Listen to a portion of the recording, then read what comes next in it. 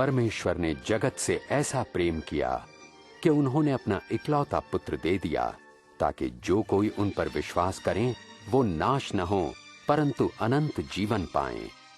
परमेश्वर ने अपने पुत्र को जगत पर दोष लगाने नहीं, परंतु इसलिए भेजा कि जगत उनके द्वारा उद्धार पाए।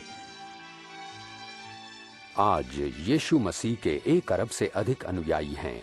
मसीही विश्वास का विनम्र प्रारंभ पवित्र शास्त्र बाइबल के 4 सुसमाचारों में मिलता है।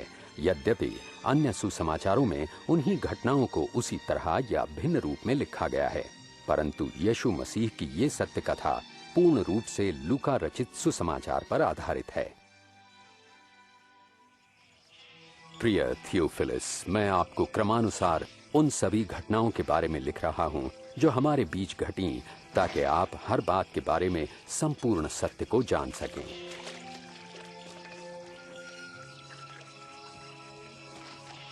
जिन दिनों अगस्तुस कैसर रोम का शासक और महान हेरोदेस यहूदिया का राजा था, परमेश्वर ने नासरत शहर की एक कुंवारी के पास जिब्राइल स्वर्गदूत को भेजा। उस कुंवारी का नाम था मरियम।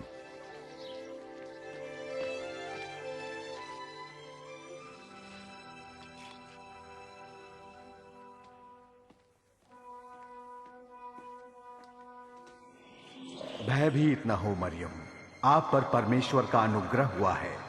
आप गर्भवती होंगी और एक पुत्र उत्पन्न होंगे और आप उनका नाम यीशु रखना। ये कैसे हो सकता है? मैं तो कुंवारी हूँ। पवित्र आत्मा आप पर उतरेगा, इस कारण वे पवित्र बालक परम प्रधान परमेश्वर के पुत्र कहलाएंगे तथा उनके राज्य का कभी अंत ना होगा। मरियम यहूदिया के एक नगर अपनी चचेरी बहन एलिशिबा के पास गईं, जो स्वयं अद्भुत रूप से गर्भवती थी। एलिशिबा, मरियम, बहन मरियम, तुम सब स्त्रियों में धन्य हो। धन्य है वो बालक जो तुम जनोगी, कि जैसे ही मैंने तुम्हारा प्रणाम सुना, बच्चा आनंद से मेरे गर्भ में उछल पड़ा। मेरा प्राण प्रभु की स्तुति करता है और मेरी आत्मा मेरे उद्धारकर्ता परमेश्वर में खुश हुई। अब से सब युग के लोग मुझे धन्य कहेंगे।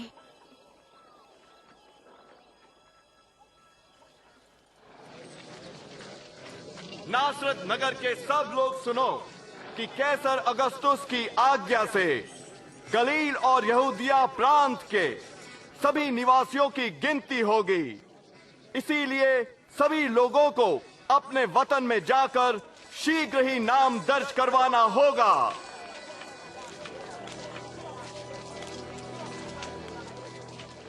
और मरियम अपने मंगेतर यूसुफ के साथ नाम लिखाई के लिए यहूदिया के नगर बेतलहम गईं।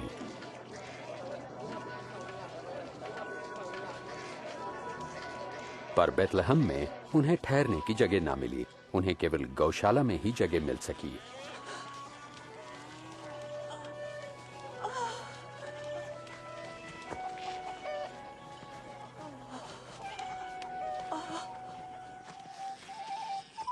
देश के उस भाग में कुछ चरवाहे रात के समय अपनी भेड़ों की देखभाल कर रहे थे। तभी परमेश्वर का स्वर्गदूत प्रकट हुआ और परमेश्वर के तेज ने उन्हें घेर लिया। आज के दिन दाऊद के नगर में तुम्हारे लिए एक उद्धारकर्ता जन्मे हैं, अर्थात मसीह प्रभु।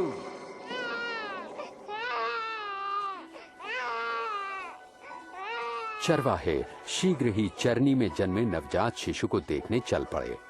वे उन प्रथम लोगों में गिने गए जिन्होंने कुंवारी माता द्वारा उद्धारकर्ता के जन्म का सुसमाचार फैलाया।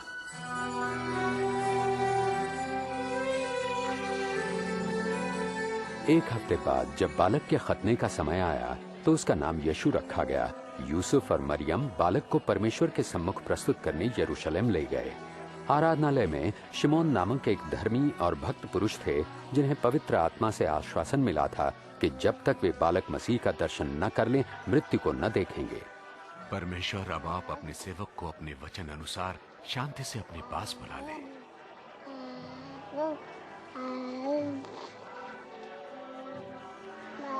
मेरी आंखों ने आज आपके उद्धार को देख लिया है। ये बालक परमेश्वर का चुना हुआ है। तुम दोनों को आशीष मिले।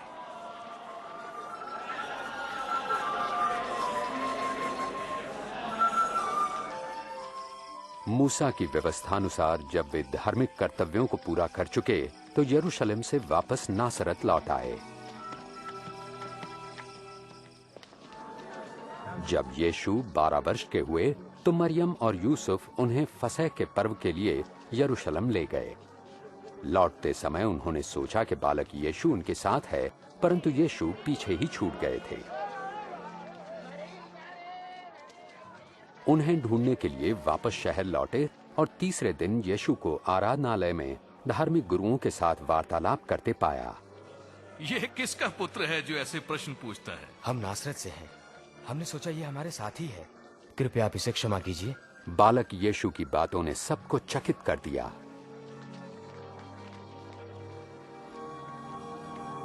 बेटा, तुमने हमारे साथ ऐसा क्यों किया? तुम्हें ढूंढते ढूंढते तुम्हारे पिताजी और मैं कितने चिंतित थे। आप मुझे क्यों ढूंढते थे? क्या आप नहीं जानते कि मुझे परमपिता के कार्यों को पूरा करना है?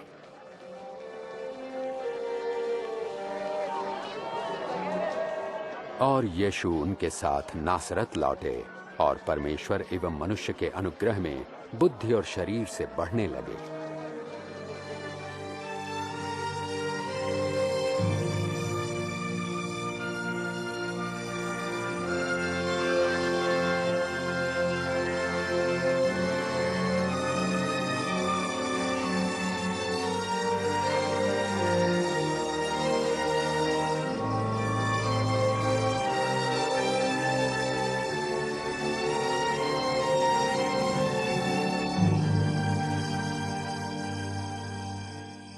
सम्राट तिबिरियुस के राज्य के 15वें वर्ष में पैंतुस पिलातुस यहूदिया का शासक था और हेरोदेस गलील का राजा।